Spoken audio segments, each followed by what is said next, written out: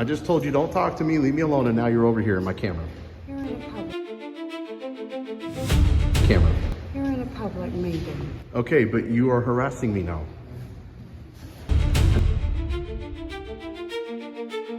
We're going to our city council tonight here on October 7th, 2025. I've got a new shirt just for these guys.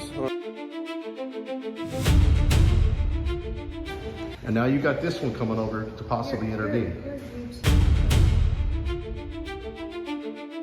Oh, is that what you think it's about? You don't know a damn thing about me, woman. So go sit back down and be quiet and leave me alone. Just leave me alone, because now you're harassing me. I want you to be quiet. You're harassing me. You want me to be quiet? I want you to respect a city council meeting. Respect is...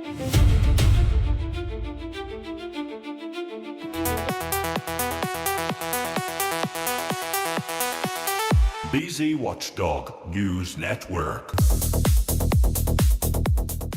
Today's video is going to be an interesting one because this didn't start yesterday.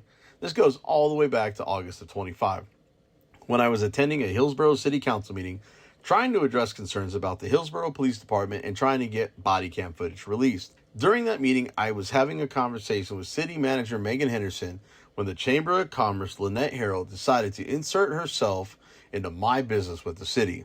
And who was standing there during that first encounter? Assistant Chief of Police Clay Sparks. Now that matters because I'd already dealt with Clay Sparks before when I tried to file an internal affairs complaint over the Amy Howell incident. And instead of taking the complaint like professionals, it looked more like they were ready to pounce on me. And let's be clear, all of this stems from me criticizing local government. That is called the First Amendment. It is not stalking. It is not harassment. It is not trespassing. It's called journalism. I posted that video in September of 25. Then after I made allegations and commentary about what happened, Lynette from the chamber hired an attorney and tried to come after me for defamation, demanding money and wanting my videos taken down. I called her attorney, gave him proof showing the claim was false, and suddenly the conversation ended real quick. Never heard another word about it. Funny how that works.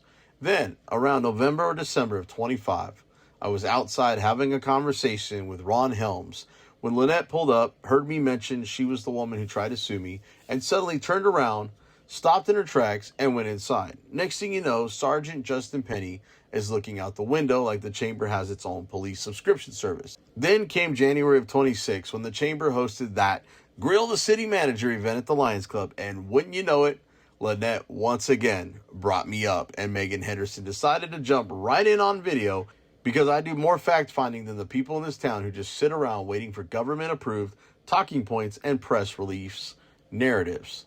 Then we get to 2026. I started calling out the backdoor data centers, questionable EDC activity, improper meeting postings, Jessica True, Megan Henderson, and the whole good old girl protection club. And suddenly, here comes the chamber drama again. On April 15th of 26, before the EDC meeting that I called out over an improper posting, I went to the chamber building, which is on city-owned property, acting as a tourist, speaking with her assistant, and recording what appeared to be alcohol in the fridge and empty wine bottles on the counter. Then, after the April 21st, 2026 City Council meeting, I questioned Lynette about those allegations in the presence of Assistant Chief Clay Sparks and Lynette's husband. And what happened? They freaked out and appeared to want the police to do something to me, like the Hillsboro Police Department and their personal security team. Then, on May 23rd, 26, while I was at the farmer's market selling eggs and chickens for a disabled rancher, here comes the same two officers, Assistant Chief Clay Sparks and Sergeant Justin Penny, not to investigate, not to give me formal paperwork with clear terms, not to explain who filed what, when, or why. They showed up to tell me not to go back to the chamber. No clear complaint, no recorded call through normal channels that I've been told about, no formal report produced at the time, no clear length of trespass, no clear explanation of authority, just police being used as messengers for a chamber operating out of city-owned property tied into city events, city employees, city officials, and taxpayer-backed government operations. So now the question is simple. Was this really about trespassing? Or was this retaliation because I recorded, questioned, criticized, and exposed what they didn't want the public seeing? Because from where I'm standing, This looks less like law enforcement and more like local government using police power to protect its friends from public accountability. And before we roll the timeline and show you the video evidence, do me a favor. Smash that like button, drop a comment, share this everywhere, and subscribe or follow if you already haven't done so. Because guess what? Sunlight is and will always be the best disinfectant. And Hillsboro, you sure seem allergic to the sun. I just told you don't talk to me, leave me alone, and now you're over here in my camera. You're in a public meeting. Okay, but you are harassing me now. And now you got this one coming over to possibly intervene. Your YouTube clicks don't matter to me. See, oh, is that what you think it's about? I think You don't know a damn thing about me, woman. So go sit back down and be quiet and leave me alone. Just leave me alone, because now you're harassing me. I want you to be quiet. You're harassing me. You want me to be quiet? I want you to respect a city council meeting. Respect is rules of decorum. I don't answer to you. Now, they could intervene and tell you to leave me alone, but they're not going to do that.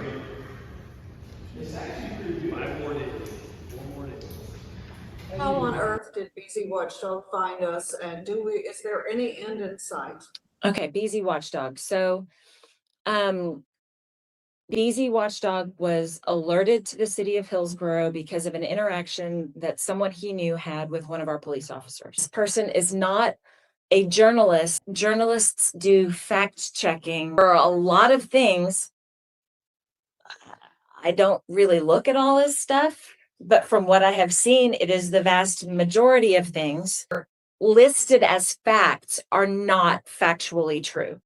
An accusation of widespread theft at the outlet mall. He got this based on an open records request where he requested, anything with theft or sexual harassment. So one of the things that we sent him was an email that I had received from a professional association offering training on sexual harassment. There sure was an email to me about sexual harassment, right? And yes, we have to turn over our texts. A journalist would contact the city and would go, hey, what can you tell me about this apparent theft? Someone could argue with me, but I just don't think it's the city's role to go back and forth with this person.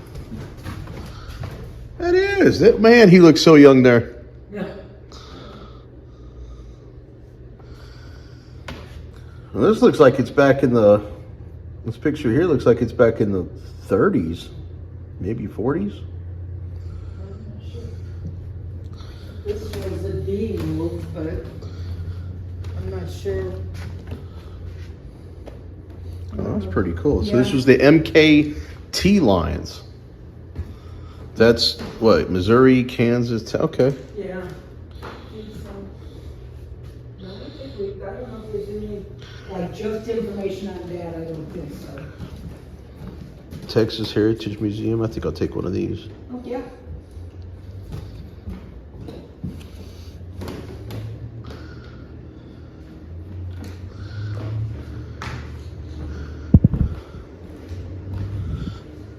How come the banners are on the floor? Pardon? I almost stepped on these banners. What's going on here? Oh, this weekend is Antique Alley, Oh, okay. and this is the second year. Wow, this is an old stove too. Okay, so this is Lynette's fridge. Alcohol. Look at that. White Claw. What do they got White Claw here for?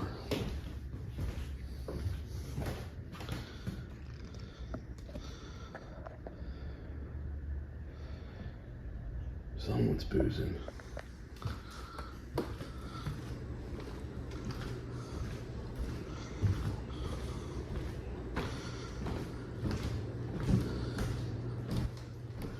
I see like an office back. It's just an office. There's nothing really to really see other than just this little area. Okay. All right. Well.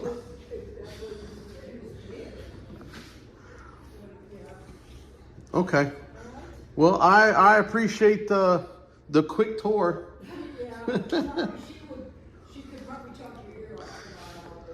Oh, no worries. I was hoping you had a little bit of literature. I like doing these little travel videos.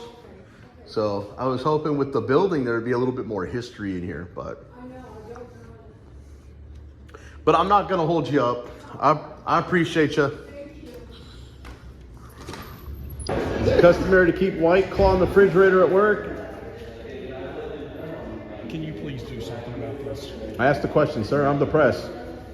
And how many times does Kenny Nolan have to blow up your phone during a city council meeting? And do you usually kiss other men that are not your husband? This meeting can't be held because 127 East Elm is not this address. You have the wrong address on the agenda. Close the meeting. See you later. You hold the meeting, you're breaking the law. Break the law. Let's go, Jessica. I've been trying to get a hold of you for 10 months to break the law. Can't get you to drinking and driving? Might as well get you on this bad session. Let's go. Wait. So you're going to single me out and say that just now? You're going to talk to them, but you're going to tell me I'm not talking to you? Who are you?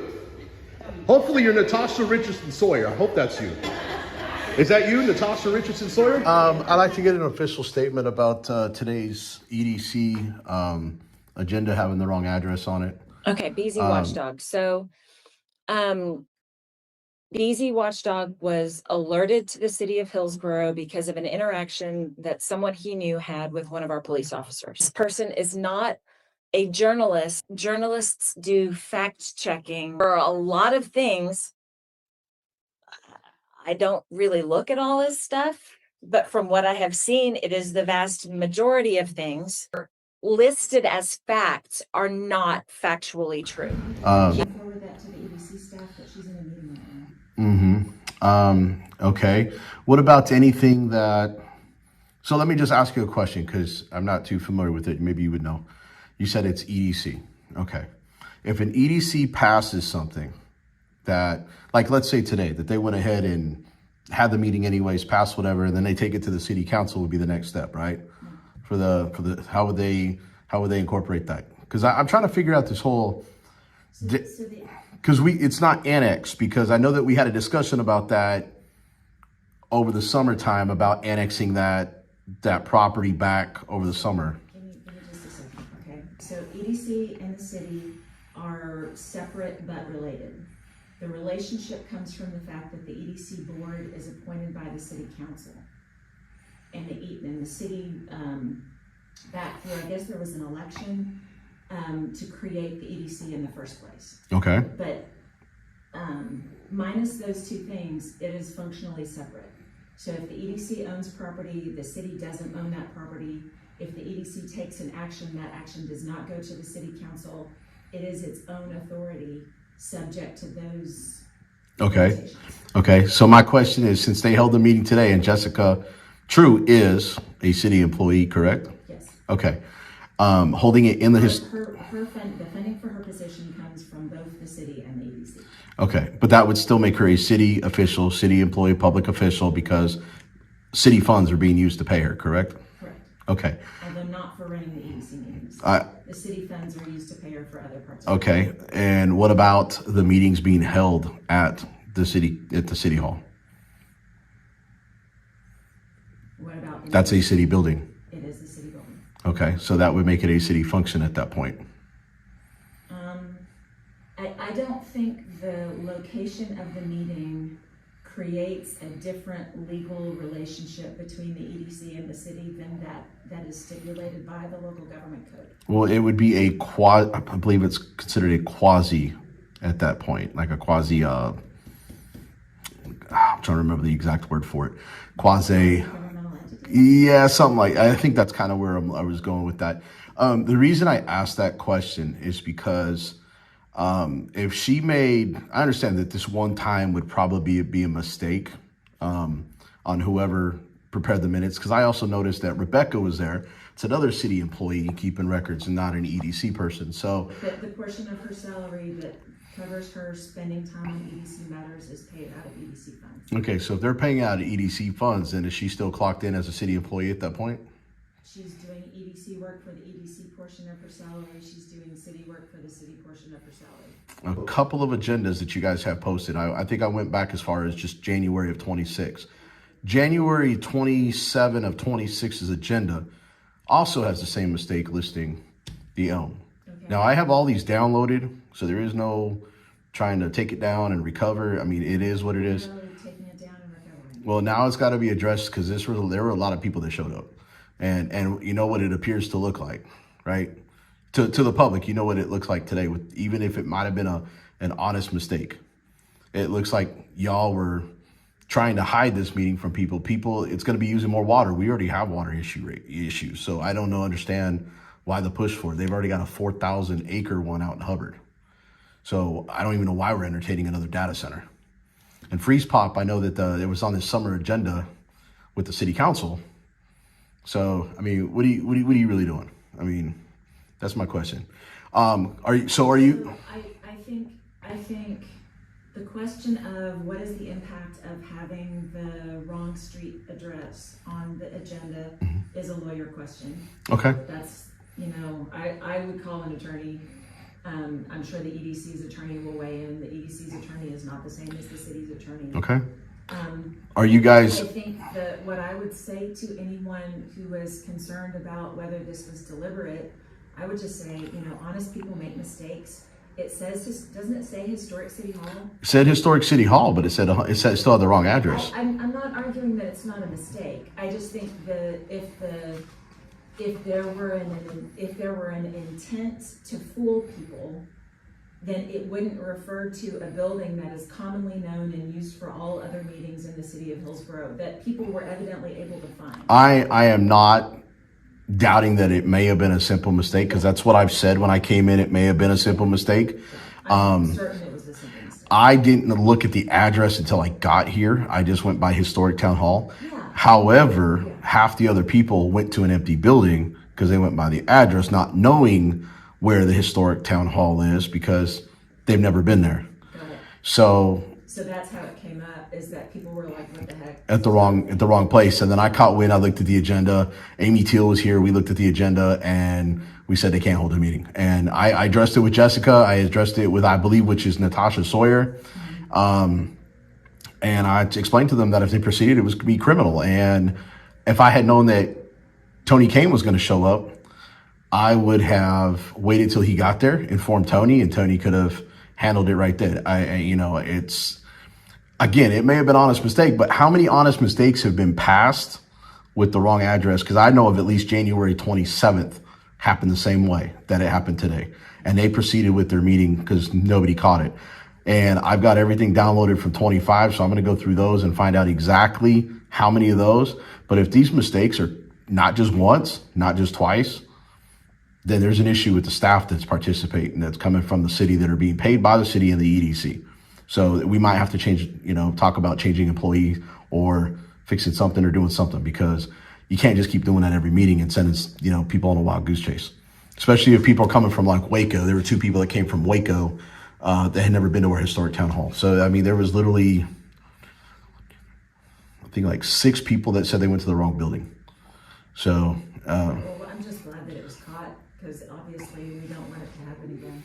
So I know you're talking to me now, but are you gonna, because you're posting on Facebook endorsing this as a city of government Facebook page. So you were talking about encouraging people to come to the EDC meeting today. And then now that you've done that, you're kind of endorsing the whole thing. I think that a press statement about this being a simple mistake would be at least apologize and just make it a simple mistake and put out a statement, so that way people know that this wasn't intentional, because this is what it looks like that. I'm saying that's what it looks like. I'm actually coming to you and just giving you the opportunity, because I'm going to post whatever you post and let them decide if they think it's an honest mistake or if it was intentional. It looks, because of the Hill College thing tomorrow, looks intentional. If the Hill College thing wasn't there tomorrow, yeah, you could probably just chalk it up as an accidental, simple mistake, just like in January. But how many simple mistakes have been made over the last year? Well, I think that what I would suspect, just from an administration standpoint, I would suspect that there's an agenda document. They go in and they change the topics, and the beginning part probably doesn't ever get touched. So wouldn't it make sense to do one for each board and just leave it as? Well, I mean, whoever does that agenda, they're only doing that agenda. Mm-hmm. The staff that are doing the EDC agendas are not the same staff that are doing the council agendas, or not the same staff that are doing the park board agendas, etc. Then they shouldn't be changing anything. It should be defaulted to the same thing every time. Right. So If it's being defaulted to the same thing every time, there's no telling how far back this goes. well, and like I said, the one in the beginning of January, so the very first one in January, it was correct. It was correct with the right address. The one in January was correct. And then January 27th was not. It's like today. So it's somebody's. Okay, so.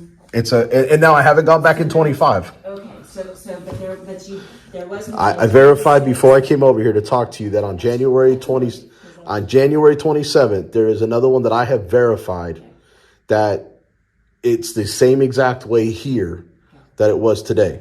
Now, the one earlier in the month, because I guess there might have been two of them, because I saw two for January in. Yeah, EDC doesn't meet on a regular schedule. They meet on the. Right. Basically as. And here's the problem too with that I noticed, and this is another thing that about transparency. You always preach transparency and accountability. I've been preaching it for, actually tomorrow will be a year.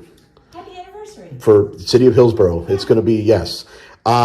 So they don't post anything on the EDC until I blasted it and then you responded. Nobody even knew that there was going to be a meeting today because they're not posting it anywhere. They're not being transparent.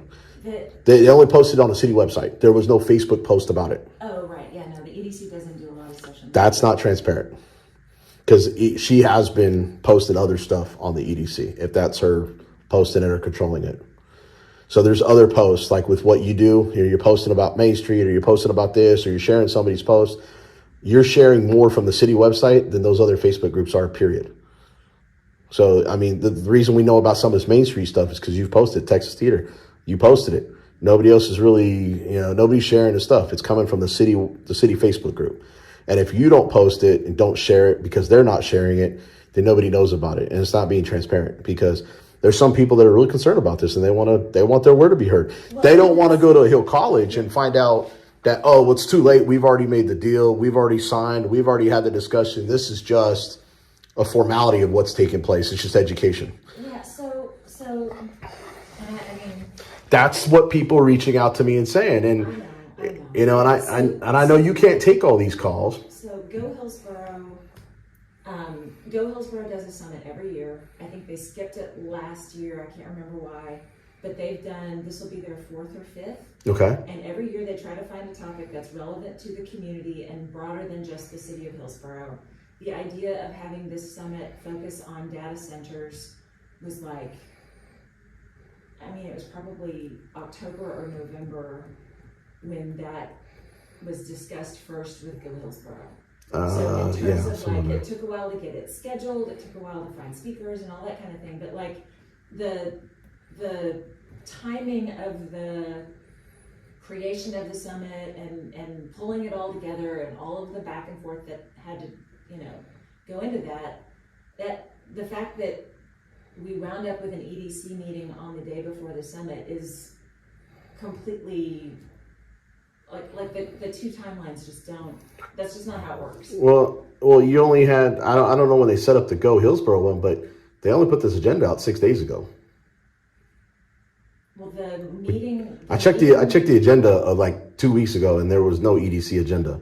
I checked. You mean the EDC meeting agenda? Yeah. Yeah, I mean that's what I'm saying. The summit has been planned for months and months and months. The EDC meeting didn't get scheduled until last week. I know, but what I'm saying is they scheduled it for the day before.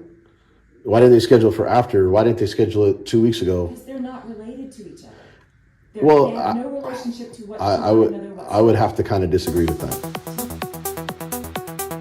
Tyranny, corruption, extortion. Sunlight is the best disinfectant.